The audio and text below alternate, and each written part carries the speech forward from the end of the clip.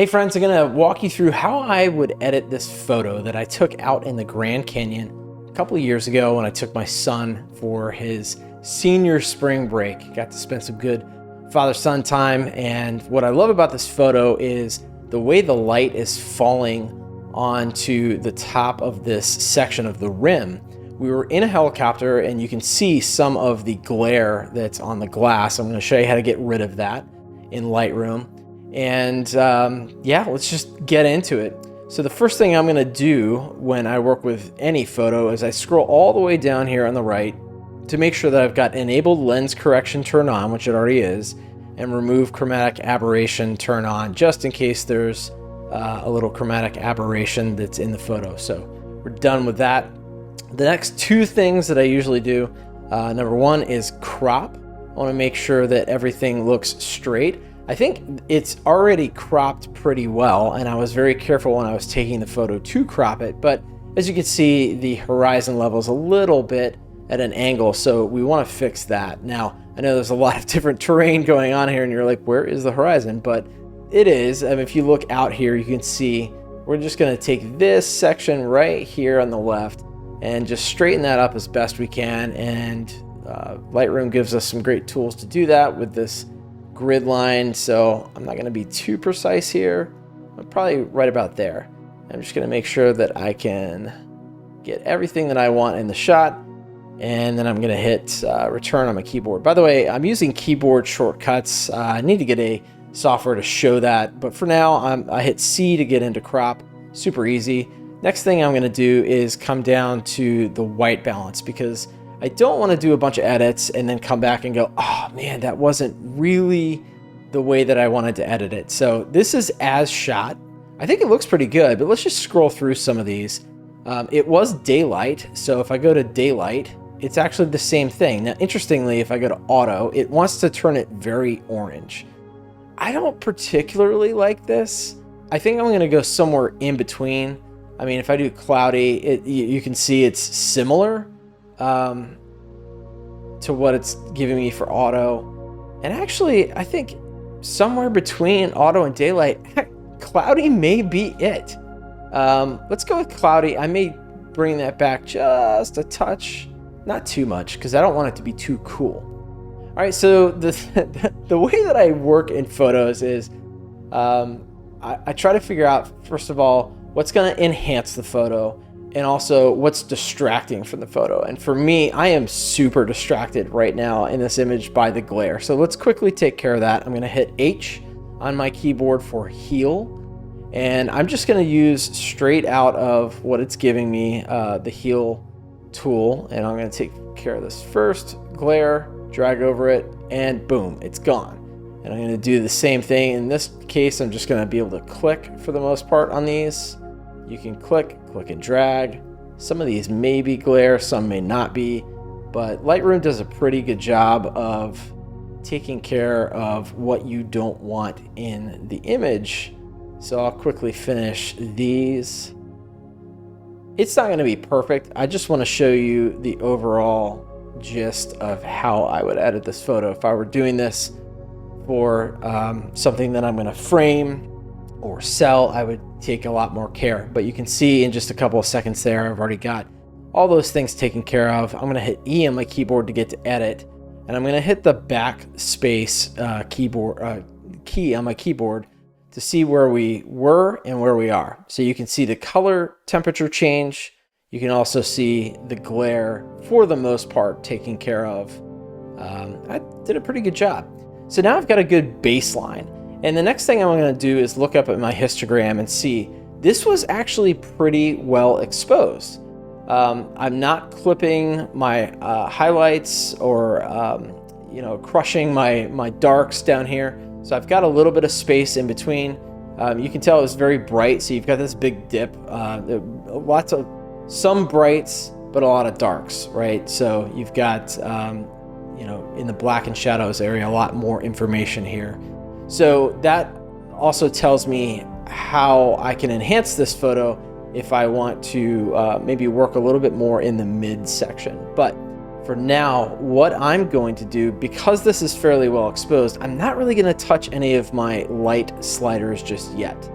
What I want to do is enhance, or really draw the viewer's attention to the main subject, which for me is this section of the rim. Kind of reminds me of a Star Destroyer from Star Wars, if any Star Wars fans out there. So I'm going to hit L on my keyboard for linear gradient. Love to use keyboard shortcuts, so I'm going to drag from this corner maybe up to here. I can feather that a little by dragging out so that the fade is a little bit less harsh. I can even pull it this way a little bit. I don't want to get too much in there. And what I'm going to do in this case is just start with exposure, bringing it a little bit down. This is almost like creating a vignette. I don't want to make too big of movements here, but just slightly, right? I mean, I could go real big and, you know, it doesn't look great. So I want to just make slight movements. I might bring the shadows down just a touch. It's not really making that big of a difference right now. And then I'm going to hit L on my keyboard again, because this time I want to make a different gradient to take care of. You can see it's a little bright over here. It's also a little hazy. So there's a couple things I can do with that. Like that. I'm going to bring down first the highlights, because that is where, bring back a little bit more contrast there in the background to see, you can see this area back here when I drag that down. I can also come down to dehaze. I can push that to the right just to see what it does. And it does, it gives me a little, you know, I don't want to completely remove it because, yeah, there was haze in the atmosphere. But I want to take you back. I'm going to hit E on the keyboard so we can get back, and then hit the backslash key so you can see that's where we were. This is where we are. It's already starting to look a lot better. I think what I'm going to do is go back to that mask that I just made, which is already, it's still selected. I'm going to drag the exposure down just a little bit because, again, I want to draw the viewer's attention towards this area right here. Now, the next thing I'll do is make a radial gradient, and I'm just going to click R, and then I can just click and drag. Don't worry too much about the shape. You can always adjust it. I'm going to rotate this so that it fits on our Star Destroyer. In this section, maybe bring that a little bit more like this, so I'm not capturing things I don't necessarily want to capture. Just like that, because that's really the main focus area. So here, I don't want to do too much. One thing I like to do, instead of bringing the exposure up, that doesn't really look very natural, does it? So I'm going to double click, get rid of that. I like to bring the whites up just a little bit. Because in it, you know, one thing you can do is go big, right, all the way and see what it does. But I really just want a little bit of punch there. And that's what bringing the whites up tends to do. So I can click on this eyeball and see it just made a slight difference. I might bring that up just a little bit more. I could also bring the shadows up a little bit because there are some areas that have, see, I'm bringing out a little bit of the detail right here. If I move the shadows really big, you can see. I don't want to do it too much though. Now, if I wanted to, I could just make another gradient, radial gradient, and just get this area right here. It's one of the beautiful things about Lightroom. So for the shadows, right, not too much, but it just brings out, if I click on that, it just brings out a little bit more of the detail of the shadows. So I'm going to hit E on the keyboard again. I like to hit the backslash key quite often just to see where I've been, where I am now, and that helps me understand where I could continue to make improvements. So I think we've made a lot of headway already. Now I'm going to adjust a little bit of the overall exposure because we are slightly dark now. Okay, that's good. I'm also going to touch the contrast just a bit. That does a lot right there. You can already start to see that one move right there with the contrast. Watch this. I'm going to double click, take it off, and I'll put it back. Watch that, the top of this area right here. It just immediately, it's like someone put shades on the rest of the photo and brought this out. It's because contrast is the difference between the lights and the darks in in your photo. So making some really good movements here. Then I like to come down to the color and the color mixer. Love doing this because you can, first of all, you can figure out which colors do you want to adjust. I want to bring out a little bit of these colors here, and I can see that it's mostly reds and oranges, maybe a little bit of yellow. There's a lot of colors going on here, actually. But let's first of all work with the luminance to see what does that do. Okay, so it does bring that cliffside out a little bit more, which I like. I'm not going to bring it out a ton. Again, just little adjustments here can make a big difference. Now I could play with the saturation. I do like that. Again, I don't want to overdo it, right? That would be way too much, but just a little bit. Again, going \key, see where we were, where we are, looking really good. I'm gonna work with the yellows a little bit because I see some of the yellows and oranges here. I like to work with luminance first just to see what is it that I'm affecting. And actually, you see when I'm dragging that, it's really only touching this up here. So maybe I'm not gonna focus on this. Maybe I'm gonna focus on the oranges and I'll bring that. Now that's where it's really making a big difference. So I'm going to just slightly raise that. Again, do not wanna overdo this. I mean, you can certainly overdo it, but your photos are not gonna look that great. Bring the saturation up just a little bit.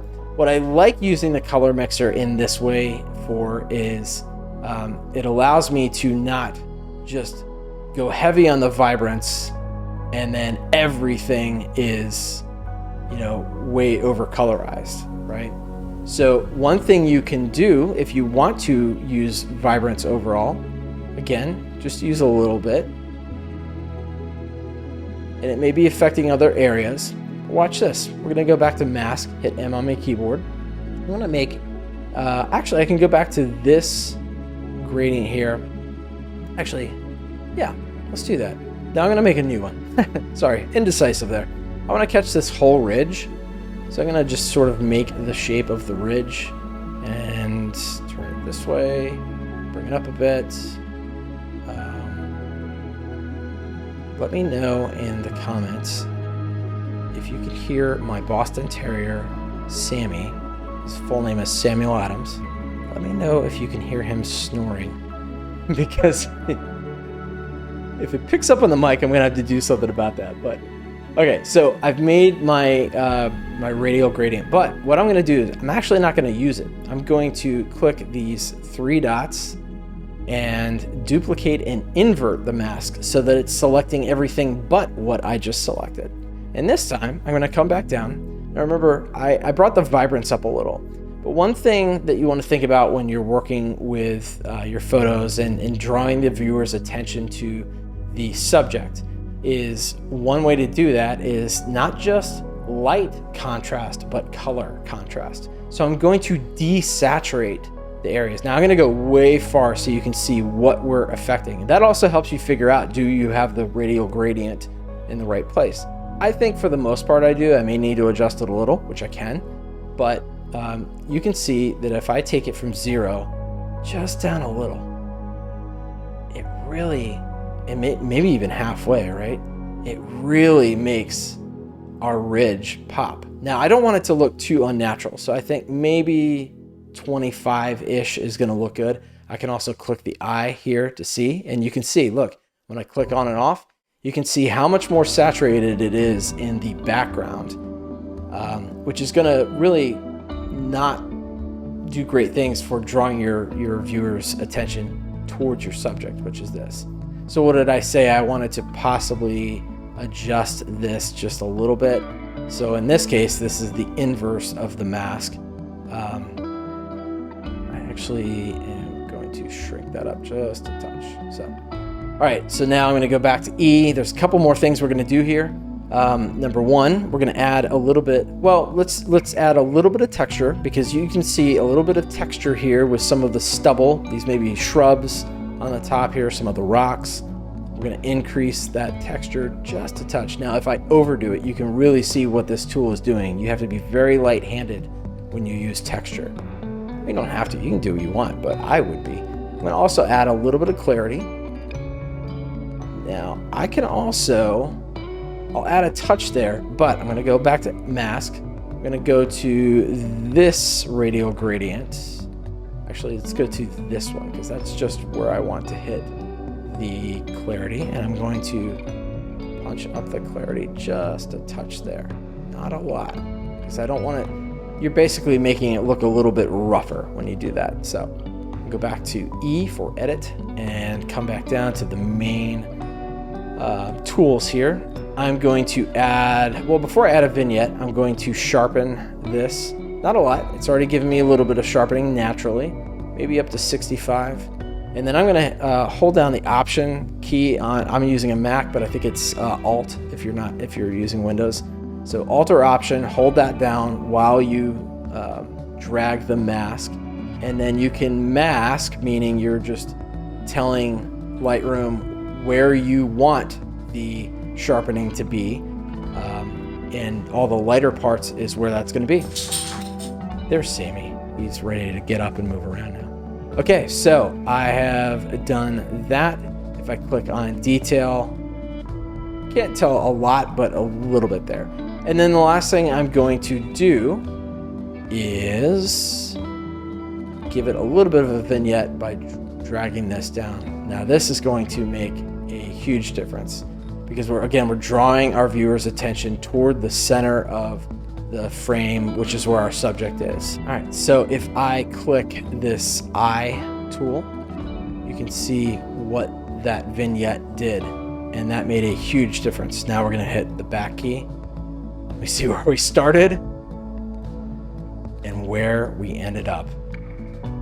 Where we started, where we ended up. I think I may add just a touch of dehaze overall to the photo. There we go. Yeah, that to me is really popping. Now, if you like this video and you want to learn a little bit more about how I edit my photos, you can watch this video right here. Until next time, happy shooting.